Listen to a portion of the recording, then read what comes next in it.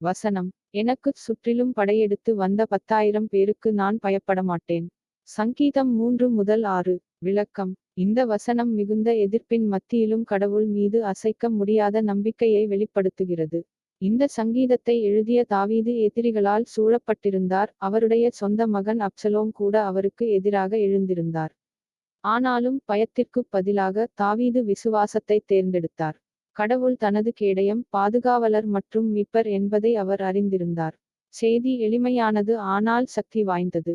கடவுள் உங்களுடன் நிற்கும்போது உங்கள் எதிரிகளின் எண்ணிக்கை ஒரு பொருட்டல்ல. நம்பிக்கை பயத்தை மாற்றுகிறது, நம்பிக்கை நடுக்கத்தை மாற்றுகிறது. ஆயிரக்கணக்கானோர் உங்களுக்கு எதிராக எழுந்தாலும் அவர்களின் வலிமை கடவுளின் வல்லமை மற்றும் பிரசன்னத்துடன் ஒப்பிடும்போது ஒன்றுமில்லை. கதை விளக்கம். போர்வீரனும் விசுவாசத்தின் கேடயமும். நீண்ட காலத்திற்கு முன்பு எலியாப் என்ற ஒரு தாழ்மையான சிப்பாய் சக்தி வாய்ந்த எதிரிகளால் தொடர்ந்து அச்சுறுத்தப்பட்ட ஒரு சிறிய ராஜ்யத்தில் பணியாற்றினார். ஒரு நாள் காலை இராணுவம் அணிவகுத்துச் சென்றபோது 10,000 வீரர்கள் தங்கள் முகாமைச் சுற்றி வளைத்ததாக சாரணர்கள் தெரிவித்தனர். பயம் காட்டுத் தீ போல பரவியது, பலர் நடுங்கினர், சிலர் ஓடினர், மற்றவர்கள் அழுதனர். ஆனால் எலியாப் மண்டியிட்டு தனது வாளை ஒதுக்கி வைத்துவிட்டு ஜெபித்தான். ஆண்டவரே, நீர் என் கேடயம். நீர் என்னுடன் இருந்தால் நான் பயப்பட மாட்டேன். போர் தொடங்கியபோது எலியாப் உறுதியாக நின்றார், அம்புகள் அவரைச் சுற்றி மழையாகப் பொழிந்தாலும் தனது நிலையை பாதுகாத்தார்.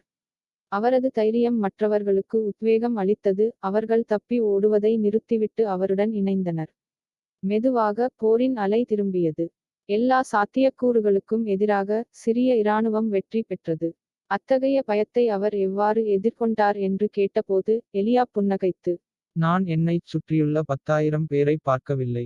எனக்கு மேலே இருப்பவரை பார்த்தேன் என்றார்.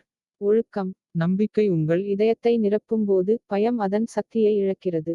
கடவுளின் பிரசன்னம் உங்கள் எதிரிகளின் அழுத்தத்தை விட பெரியது.